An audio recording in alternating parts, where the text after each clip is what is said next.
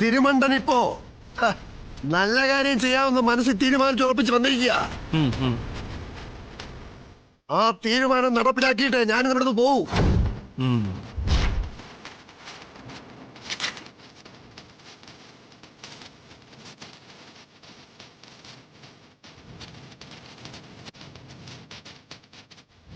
ഇനി നീ ഭൂമിയിൽ വേണ്ട. ചതിക്കുത്തരം മുറിപ്പത്തലെന്ന. നിനക്കിപ്പോ ആവശ്യവും നിന്റെ മരണം തന്നെയാ.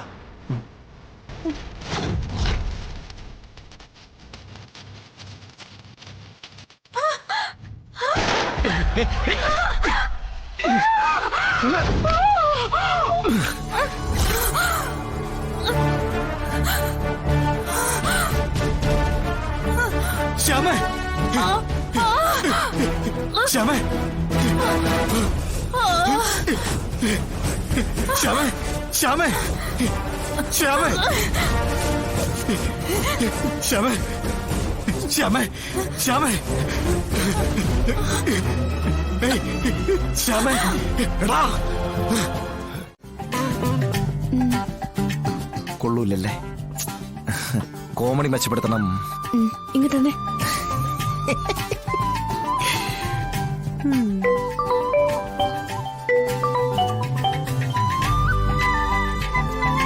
എന്താടാ വീടൊക്കെയാ?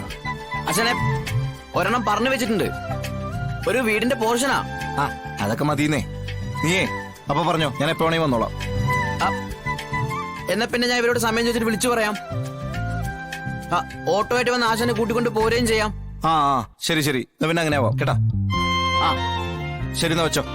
ആ എന്നോടാ എന്നോടാ. അതെ, എനിക്കൊരു 2 മണിക്കൂർ നേരത്തേക്ക് ലീവ് വേണം. 2 മണിക്കൂർ നേരത്തേക്ക് ലീവോ? ഒരു അത്യാവശ്യ കാര്യത്തിനായിട്ട് പോവാനാ മേഡം. ഒരു 2 മണിക്കൂർ മതി. കാര്യം കഴിഞ്ഞാൽ ഞാൻ ഉടനെ തന്നെ തിരിച്ചു വരാം.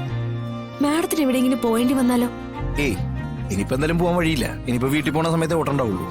അതെ, എന്നെ വെറുതെ വഴക്ക് കേൾപ്പിക്കരുത്. ഏയ് ഒന്നുമില്ല, 2 മണിക്കൂർ അത്യാവശ്യമായോണ്ടാ. അത് കഴിഞ്ഞ് ഞാൻ പറഞ്ഞെത്താം. എവിടെ വേണമെങ്കിലും പൊയ്ക്കോ. മാഡം വിളിക്കുമ്പോ ഇവിടെ ഉണ്ടായാ മതി. ഓ ഓ ഓ ഉണ്ടാവും ഉണ്ടാവും.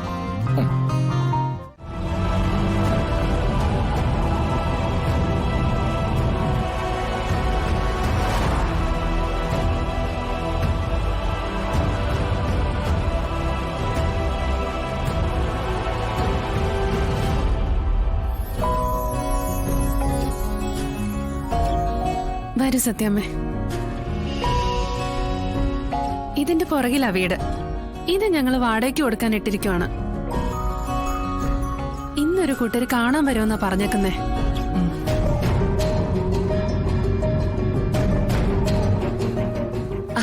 അല്ല, ഇതാരാ? സത്യമയോ? സത്യാമ്മയെ വഴിവെച്ച് കണ്ടതാമ്മേ. അച്ഛന്റെ അസുഖ വിവരം അറിഞ്ഞപ്പോ സത്യാമ്മയ്ക്ക് അച്ഛനെ ഒന്ന് കാണുമെന്ന് പറഞ്ഞേ. അന്നത്തെ കല്യാണത്തിന്റെ തിരക്കിനും ബഹളത്തിനും ശേഷം ഒന്ന് വീട്ടിലേക്ക് ക്ഷണിക്കണമെന്ന് ജയശ്രീയുടെ അച്ഛനും പറഞ്ഞതാ. പിന്നെ ഒന്നും നടന്നില്ല. പിന്നീട് കല്യാണം ഒന്നും നോക്കിയില്ലേ? ഇനിയിപ്പോ കാശും പണമൊന്നും ഒപ്പിച്ചു വെച്ചിട്ട് നടത്തേണ്ട കാര്യമില്ലല്ലോ. നമുക്കെല്ലാവർക്കും കൂടി ഇത് ഭംഗിയായിട്ടങ്ങ് നടത്താം. എല്ലാം ആലോചിച്ച് കൃത്യമായിട്ട് അറിഞ്ഞതിന് ശേഷം മതി സത്യാമ്മേ. എന്നെ അറിയാവുന്ന ഞങ്ങളുടെ കുടുംബമായിട്ട് ഒത്തുപോകുന്ന ഒരാള് എന്തായാലും ഇത്രയും വൈകിയില്ലേ? ഇനി കിട്ടുന്നെങ്കി അങ്ങനെ ഒരാളെ കിട്ടു. അത് ഞാൻ തീരുമാനിച്ചുറപ്പിച്ച കാര്യോ. മോളെ, അന്ന് നീ എടുത്ത തീരുമാനമേ എന്തുകൊണ്ട് അഭിമാനം അർഹിക്കുന്നത് തന്നെയാ. ഇന്നിപ്പോ പത്രം എടുത്താലും TV ന്യൂസ് വെച്ചാലും എല്ലാം കേൾക്കുന്നത് ഈ സ്ത്രീധനത്തിന്റെ പേരിൽ മരണപ്പെടുന്ന പെൺകുട്ടികളുടെ വാർത്തകളാ. പെൺകുട്ടികളെ കെട്ടിച്ചുവിടാൻ എന്തും കൊടുക്കാം.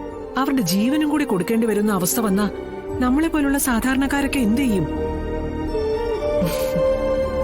അതിനെതിരെ മോളെടുത്ത തീരുമാനം ഇക്കാലത്ത് ജീവിക്കുന്ന പെൺകുട്ടികൾ മാതൃകയാക്കേണ്ട കാര്യമാ. സത്യാമ്മ കയറിയിരിക്കെ, ഞാൻ ചായ എടുക്കാം. അയ്യോ മോളെ, ചായയൊന്നും വേണ്ട. അങ്ങനെയൊന്നും പറഞ്ഞാ പറ്റില്ല. മോളെ, നീ ചെന്ന് കുറച്ച് തണുത്ത വെള്ളം കലക്ക്. അതാവുമ്പോ ഉള്ളൊന്ന് തണുക്കും.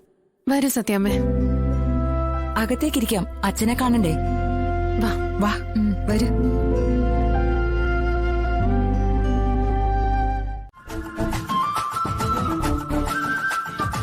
വിഷ്ണുവേട്ടാ, വിഷ്ണുവിന്റെ വീട് ഇഷ്ടമെങ്കിൽ നമുക്ക് കാര്യങ്ങൾ ഉറപ്പിക്കാം. അതെന്ത് പണിയാ? കാര്യങ്ങൾ ഇവിടം വരെ കൊണ്ട് എത്തിച്ചത് ഞാനാ. എന്നിട്ടിപ്പോ കച്ചവടം നിങ്ങൾ നമ്മൾ നേരിട്ടായാ? അല്ല, നിങ്ങൾ തന്നെയല്ലേ പറഞ്ഞ നിങ്ങൾ ബ്രോക്കർ അല്ലെന്ന്. പിന്നെ നിങ്ങളോട് എന്തിനാ കാര്യങ്ങൾ സംസാരിക്കുന്നേ? ആശാനെ, നമുക്ക് ഈ വീട് വേണ്ട, നമുക്ക് വേറെ നല്ല വീട് നോക്കാം. ഇതൊന്നും നമുക്ക് പറ്റിയതല്ല. വാ, കേറി കേറി പോവാ. ഡേ ഒന്നടങ്ങടേ.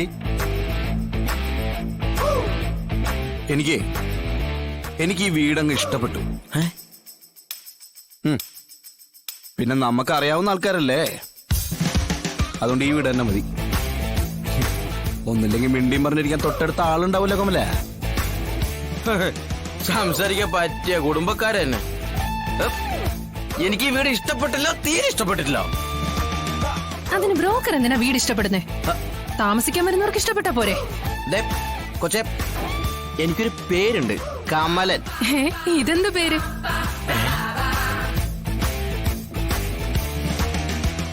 ആശാൻ വരുന്നുണ്ടോ? ഇതൊന്നും ശരിയാവില്ല ആശാനെ. ഡേയ്, നീ ഒന്ന് കിടന്ന് പിടയ്ക്കാതടാ. അതെ,